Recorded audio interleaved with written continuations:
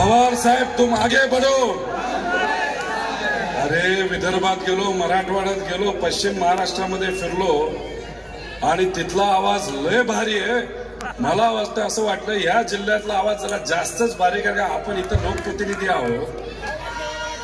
आता पवार साहेब आगे बढ़ो। मागेपर्यंत लोक बसलेत, मागे एकदम शेवट पवार साहेब आप आगे बढ़ो। इथं आपल्या सर्वांना भेटण्यास, इथं आपल्या सर्वांना भेटायला आदरणीय पवार साहेब आलेले आहेत। तसंच थोरात साहेब, आदित्य भाऊ असतील, तसंच होळकर घराण्यातले राजे भूषणसिंहजी राजे साहेब, त्याच्याच बरोबर इथं उपस्थित असं सुनील भाऊ शिंदे असतील, अंकुश भाऊ काकडे, उपस्थित सर्वच पदाधिकारी, सर्व पक्षाचे नेते, कार्यकर्ते, पत्रकार, तसंच इथं उपस्थित असणारे सर्वच या जिल्ह्याचे स्वाभिमानी नागरिक बंधू आणि भगिनींनो, इंग्लिश मध्ये भाषण करू का मराठीत करू? आपली मातृभाषा कुठली आहे? काही लोकांना फक्त इंग्लिशच कळतं आणि आपल्या लंकेभाऊला फक्त लोकांची भाषा कळते, म्हणजे मराठी भाषा। त्यामुळे मराठीत भाषण इथं करूया। या स्थळाचं फार महत्व आहे।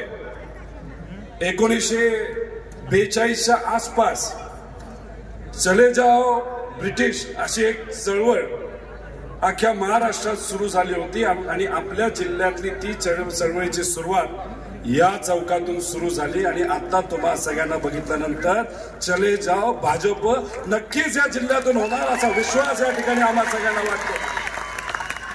आणि जेव्हा इथं सभा घेतली जाते तेव्हा क्रांती होती म्हणजे होतीच। त्यामुळे या लोकसभेमध्ये क्रांती होणार का नाही होणार? निलेश भाऊंना आपल्याला खासदार बनवायचंय का? अहो आपण तर सर्वजण त्यांना खासदार बनवण्यासाठी प्रयत्न करतच आहोत, पण या मतदारसंघामध्ये अजबच काय गोष्टी घडतायत। काही पत्रकारांनी आत्ताच्या भाजपच्या खासदाराला प्रश्न केला, काय बाबा काय वातावरण आहे? लोक तर प्रतिसाद तुतारीला तिथं देत आहेत। इथले खासदार चिडले आणि शेवट त्यांनी काय सांगितलं, ज्याला तुतारीला मतदान करायचं त्यांनी करा।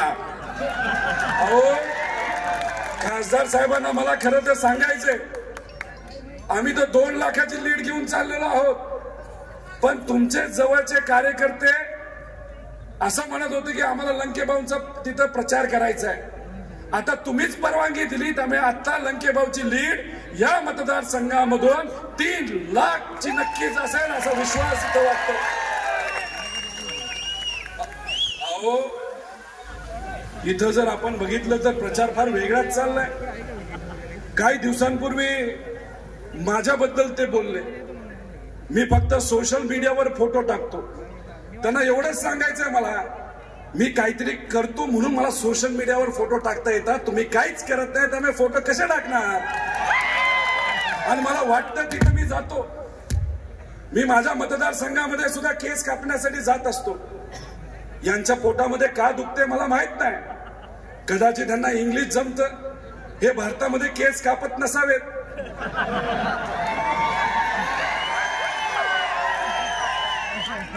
अहो खासदार साहेब तुम्हाला मला विनंती करायची आहे की माझ्या समोर नाही तर लोकांसमोर इथं तुम्ही हे वक्तव्य केलं, पण हेच वक्तव्य जर तुम्ही मोदी साहेबांसमोर केलं असतं, गेल्या सभेमध्ये पोलिसांनी तुम्हाला ढकलून बाहेर काढलं, आता जर केलं तर तुमचे कॉलर पकडतील आणि बाहेर काढतील अशी परिस्थिती आहे। अहो अनेक विषयात अनेक मुद्दे ते म्हणतात मी विकास केला। त्यांनी काय सांगितलं, मी रोड आणले। अहो त्याच्यामध्ये जो माझ्या मतदारसंघामधला जो रोड आहे, सोलापूर पासून नगर पर्यंत, तसंच जामखेड पासून श्रीगोंद्यापर्यंत, याला 1400 ते 1500 कोटी रुपये लागले। तो रोड 3 वर्षापूर्वी सुरू झाला, संपला सुद्धा, लोक आता त्या रोडवर ये जा करू शकतात।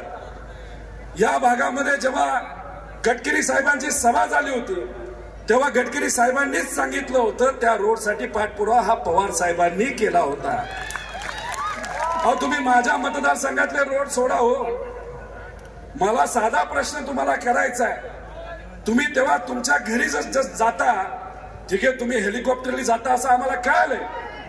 पण तुम्ही जर रोडवरनं गाडीने घरी जायचं असेल तर तुम्हाला कुठला रोड घ्यावा लागतो? झालाय का रोड? अहो तुमच्या घरामध्ये मंत्री पण, तुमची सरकार केंद्रात, तुमची सरकार राज्यात, पण मग तुम्हाला साधा रोड सुद्धा करता आला नाही. आणि इथं येऊन तुम्ही काही फालतू वक्तव्य तिथं करता. मीडियावाले इथं बरेच आहेत. कालच मला असं कळतंय की दांडक्याबद्दल काहीतरी सांगितलं मीडियाचं. मला भाजपच्या सर्व नेत्यांना सांगायचे, दिल्लीतली मीडिया बिकाऊ असेल पण आमच्या महाराष्ट्रातली मीडिया बिकाऊ नाही. आता या मीडियाच्या आणि खास करून स्वाभिमानी मीडियाच्या लोकांना मी विनंती करेल, तुमच्या हातामध्ये जे दांड असतं, ते जे काय काठी असते ना, ते बूम असतो, त्या बूमचा कसा वापर तुम्ही करायचा हा तुम्ही तिथे ठरवायचा. ही आजची अशी परिस्थिती आहे.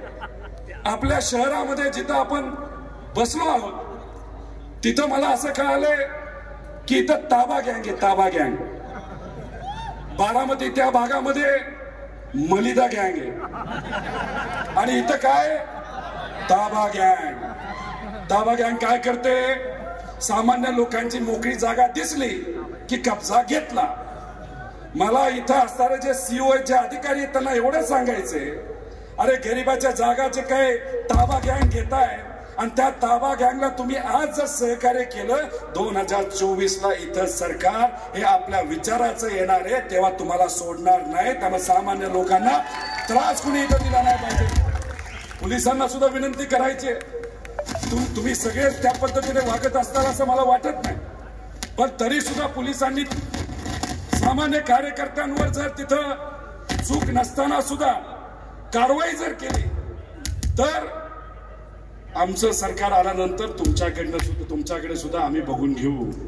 कारण आज या देशामध्ये काय परिस्थिती आहे. काल एक सर्वे आला, अख्ख्या देशाचा सर्वे आला. त्या सर्वेमध्ये 50% जागा या इंडिया आघाडीला आणि बीजेपीला तिथं दिसत आहेत. म्हणजे 240-45च्या आसपास दोन्ही गट तिथं आहेत. काय म्हणत होते हे 400 पार 400. अहो हे 200 पारच होणार नाही अशी या भाजपची परिस्थिती आहे. आणि जेव्हा 240-250च्या आसपास इंडिया आघाडीचे लोक निवडून येणारे खासदार या देशामध्ये, त्यामुळे जे कोणी मित्र पक्ष हे भाजप बरोबर आज गेलेले आहेत आणि